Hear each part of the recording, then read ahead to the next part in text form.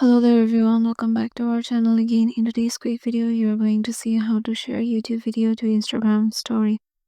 So first of all, let's head over to our YouTube. And suppose I want to add this video to my Instagram story. What I will do is tap on the three dots icon. And here I will just tap on share and copy the link. And once it is copied to my clipboard, I will head over to my Instagram application and go to my story section.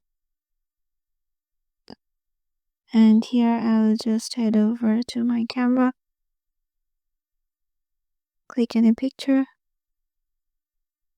then tap on the sticker icon, and here you will find the option of link just right beside the hashtag option.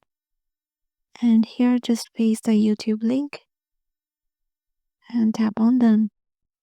And here if you tap on youtube.be, you will find the specific YouTube video. So yeah, this is how you can just share YouTube video to Instagram story. Hope this video will help you out, and we'll see you in the next one.